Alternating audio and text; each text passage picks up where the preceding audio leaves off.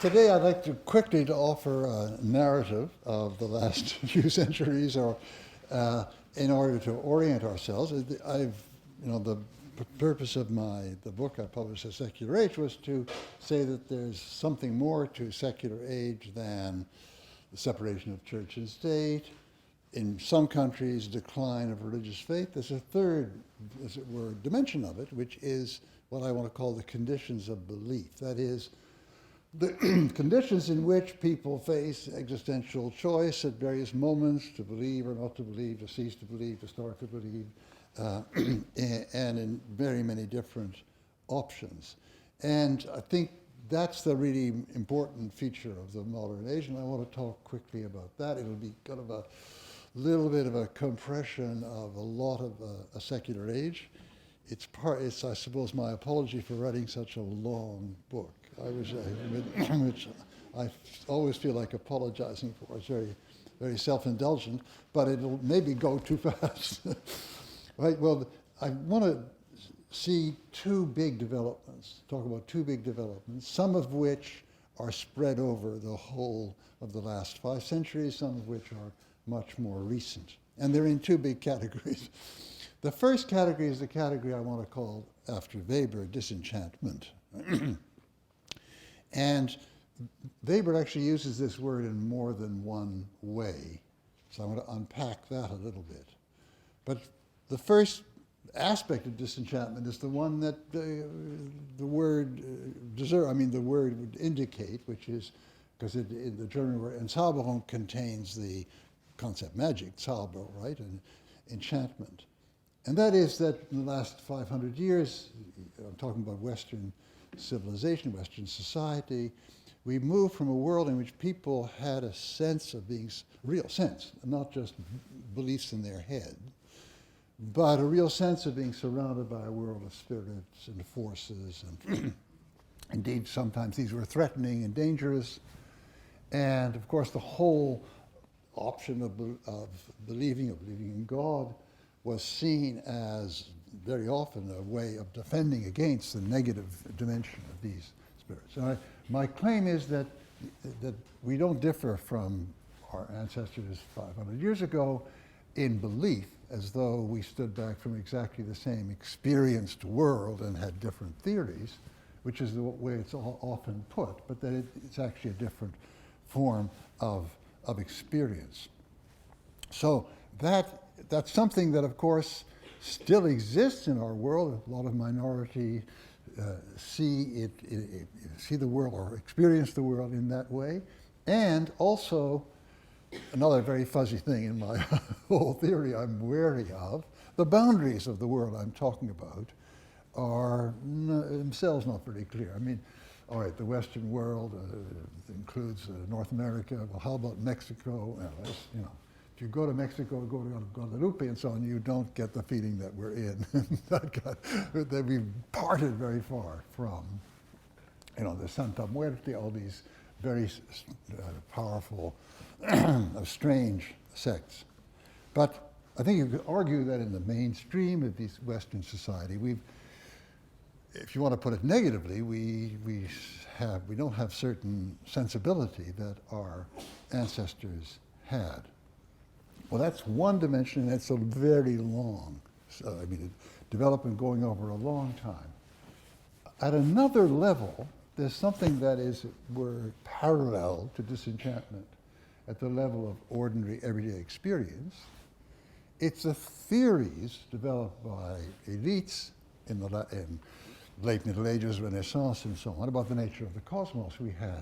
People had the sense of a cosmos, which is itself to be understood in, you might say, moral or ethical terms, in terms of higher and lower levels of being. Right? And that too has disappeared over the last, name your centuries. I mean, certainly the development of the Galilean Newtonian picture of the universe displaced that. It displaced that to the point, and this is, I think, another concept I'd like to introduce, where we live today in what I want to call an immanent frame. Now, what do I mean by that? I mean that you can, well, let's look at that. You can look on the world in which we live at the cosmic or universe level as a world simply governed by natural law of the kind that Newton and others offer us, which doesn't have intrinsic meaning, has no sense of higher and lower levels of being. And you can look at the human world as structured by sets of institutions and rules which have been created in historical time, usually in our societies at a named moment, American Constitution making, the French Revolution, and so on. And now, I want to say, when I talk about the immanent frame, I want to say something more than that. You can look at it this way, but that with a certain part of our consciousness, we're all used to looking at it this way because we're all aware of the fact that the take we all share on the world is confined to these levels of the universe of natural science and the particular set of rules and structures. Now, for many of us, there's something more than this, but for others there aren't. So what we have is a sense that the world we all share is that, what I want to call immanent frame. So that is one very, very important shift in our world, shift in the conditions of what I want to call conditions of belief, the conditions that you face, conditions out of which you find yourself, I won't say make the existential, you find yourself making an existential decision or an existential orientation towards belief or unbelief. Now there's another feature of this immanent frame that I think is worth looking at, and this is more recent development, where there is an end to what you might call anchored ritual which is anchored in the nature of the cosmos. So human beings always have rituals. We have ritual of the beginning of life, which for Christians is baptism. For others it may be something else. But now we see that, for a lot of people today, these rituals are freely to be invented without necessarily connection with a broader or deeper picture. Now, I'm just thinking one of the books I was reading for the secular age struck me. In the 19th century in France, certain people stopped baptizing their children, and the reaction of the neighbors was, oh, they're treating them like animals. I mean, they're not introducing them into the human race. I mean, this is absolutely terrible. They're like dogs and cats. See, the sense that to be human is to be brought into society and humanity by a ritual. And this ritual, for them, was anchored in the faith and in the structure of the church and so on. Now, we're very far away from that today. People regularly, I mean, less for some rite de passage, I mean, important rites of passage than others. I mean, in my society, far less for the burial of the dead, where you find people who are declared atheists still, going to church. But very, very common for, let's say, marriage. All right, so that's one range of changes. I hope it isn't coming too fast. What I want to call the fact of entering an immanent frame, which is, as I say, is not necessarily what all of us believe about our world, but it's our sense of the world that we all share. The second set of big changes I want to call unbundlings. This may not be very clear, but I want to talk about two ways in which our spiritual, ecclesial, whatever you want to call it, life was, you might say, bundled that had been unbundled. The first is this, that if you go back far enough, 200 years, let's say, in almost all Western societies, you get a overlap, a congruence between all different forms of belonging religiously to a church, belonging to a state, belonging to a society, endorsing a certain ethic. All these things were linked together. The ethic was a Christian ethic, the society, the political society was thought to be informed in some way by Christian faith, and so on and so on and so on. And various forms of activity which we think of today as secular were led under the aegis of the church. I mean, for instance, various guilds had their own liturgy, they had their own chaplains and so on. So that all these different ways of belonging, different activities were linked together.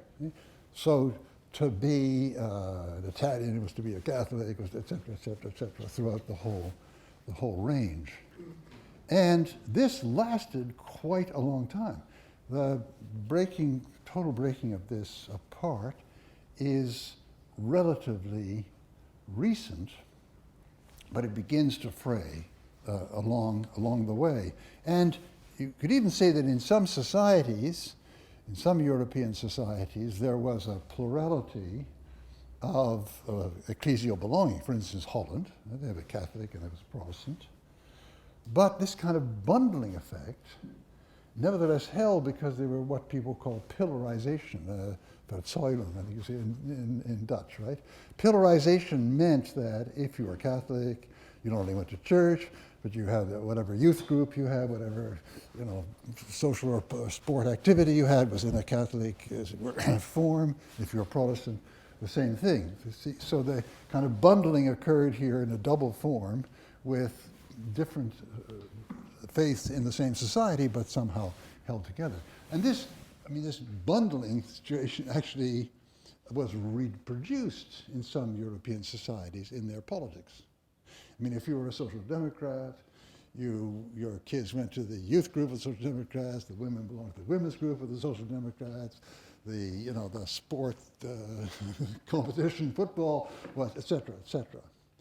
And now this kind of holding together different types of belonging is really, really more and more totally dispersed. I mean, people are used to the idea that the direction they want to go spiritually has nothing necessarily to do with their being of this nationality or another nationality.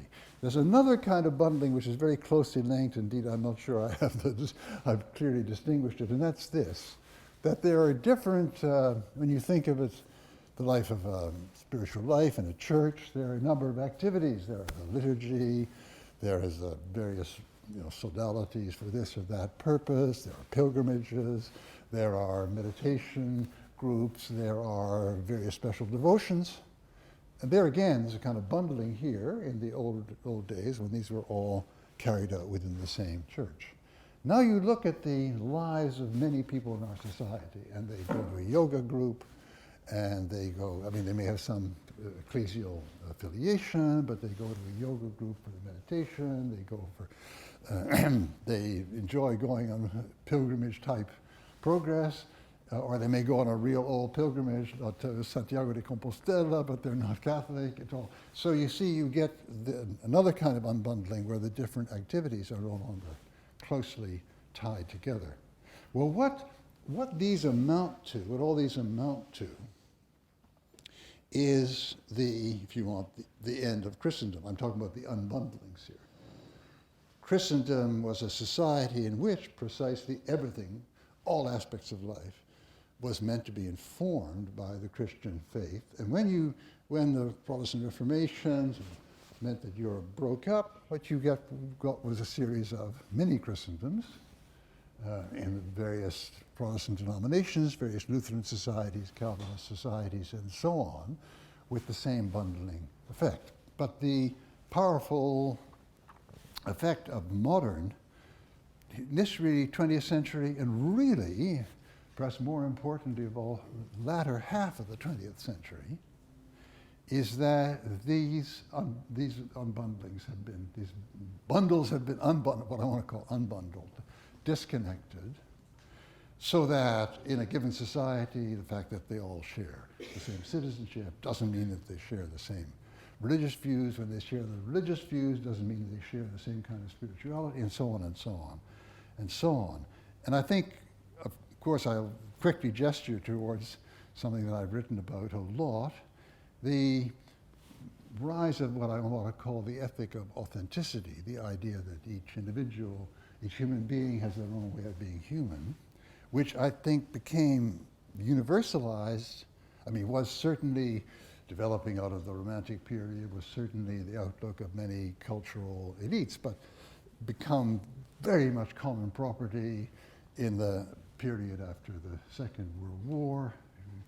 People talk about doing your own thing, and that is part of what helped to make this unbundling. I mean, there's also the sexual revolution in the 1960s and 70s, which I think is a very important part of this, and we can go into that later if people are interested.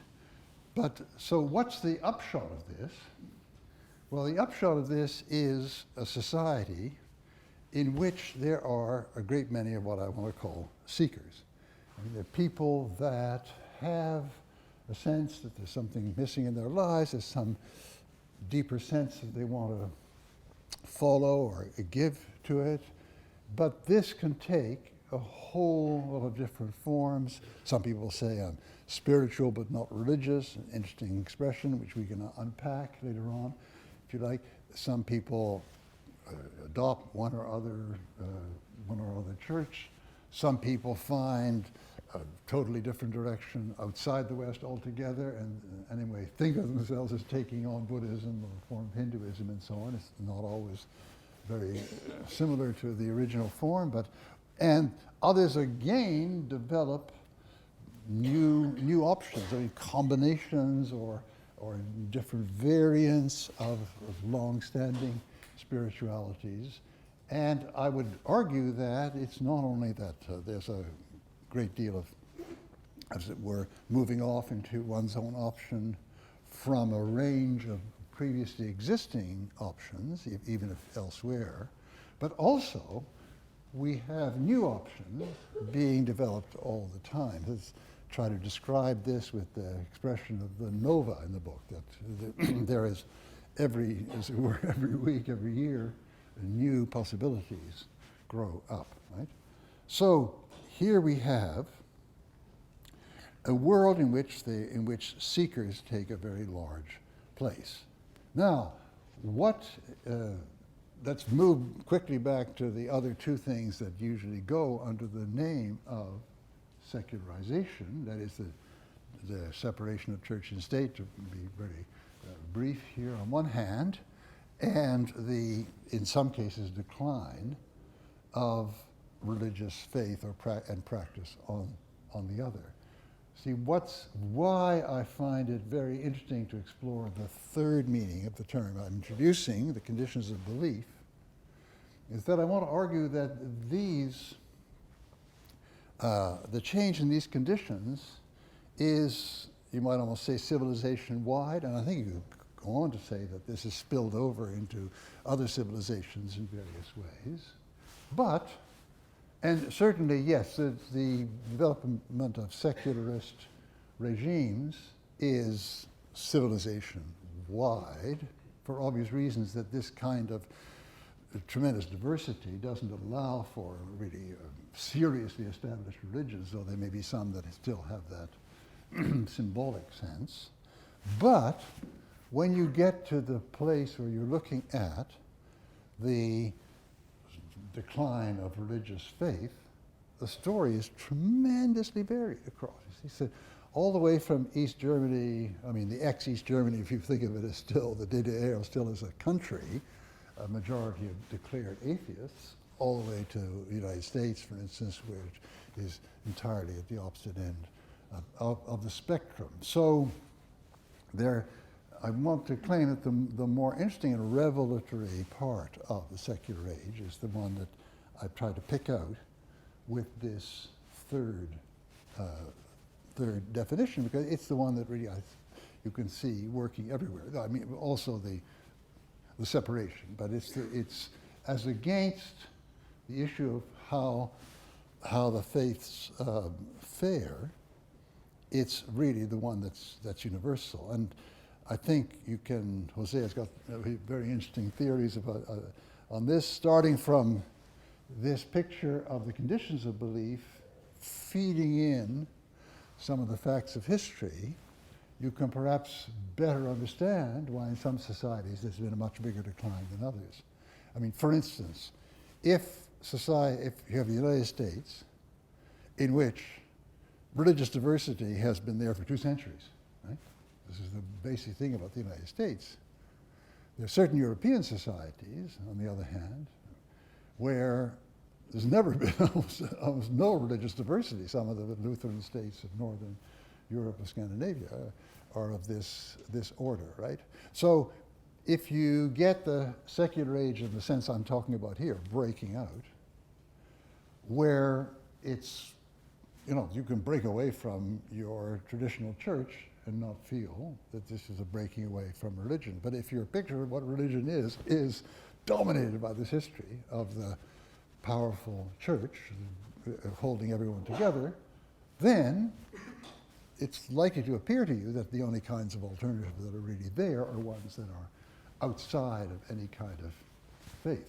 That's the situation we are living in my home society, namely Quebec. You can see the mechanism going on before your eyes here. All right, so we have this, I want to giving a rapid description of a shift of a whole civilization in which the place of religion or spirituality or the conditions of adopting or not adopting have changed, but of course they haven't changed totally. So we have in these societies a shift in the direction of a world of seekers, but there are lots of people, different numbers in different societies again, of course, but lots of people to whom the spirituality of Christendom, of everybody being together under the same roof, following very much the same traditions, following very much the same morality, very strongly appeals. And they experience this shift as a kind of loss, a terrible development in which the really important things in life are getting lost and have to be somehow conserved. And that leads to, in some churches, including ours, moments of very strong conflict and mutual accusation and blame between seekers and dwellers and so on, where the first feel that they aren't understood and are even rejected, and the latter feel that the seekers are somehow betraying and don't belong with us anymore. And so I think this is one of the great challenges in a church which is, after all, a Catholic church, to overcome this and be able to live together in some kind of amity, comity, mutual understanding. But this is a challenge we have yet fully to meet. Right? All right, so that's one picture of the place of religion in our world. I want to complete this with another picture, which has also been developing in various ways in the last centuries. That, of course, the last centuries in our civilization have been centuries in which we have developed mobilized societies, that is, societies which are mobilized around a certain identity, a national identity, and so on, in which, when I say mobilized, it's, nationalism, for instance, always begins with elites, but it ends up with these elites mobilizing the mass of the population to take on the identity as Ukrainians, Poles, and so on. I mean, if you go back far enough to Eastern Europe or other parts of Europe, you find that there isn't a single language. There's a sort of pattern of different dialects changing slightly from village to village, and then at a certain point we get a national language. So if you're in Italy, Italian is now Tuscan, and if you're in France, French is the dialect of the Ile-de-France, and so on. So these are mobilized society, mobilized around certain markers, a language, a history, and so on. And sometimes they're mobilized around the marker of a religious belonging, right? So you get Irish, Poles, Quebecois for a long time. their national identity mobilized around their Catholic belonging, in other cases, other kinds. Now, this kind of relationship of the faith to the political world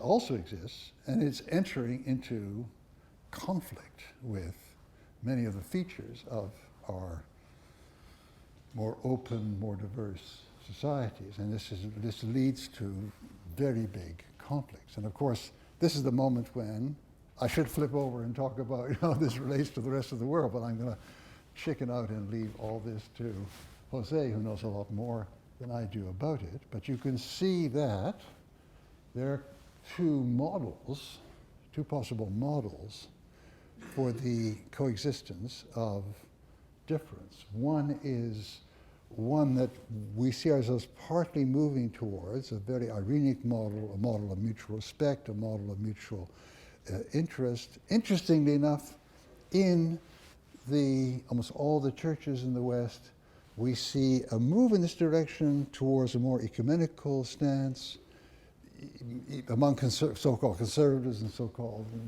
progressives, or whatever the word is, right? Alike, right? It's very interesting that the place of the ecumenical relation is getting more and more larger and larger. On the other hand, there are situations in which people are mobilized against each other on the basis of these markers of a religious kind, and this is producing some of the most horrifying violence in our world. So, in a sense, the very lovely, peaceful picture I gave in the beginning of the coexistence of seekers has to be complemented, if you look at the world scale, by another model of how we relate to the other, which can be one of really battle, I mean, in the literal sense. Okay, let me stop here because I've gone on for long enough, and I'll pass the word to the other members of the panel, and then we can have a discussion. Thank you very, very much.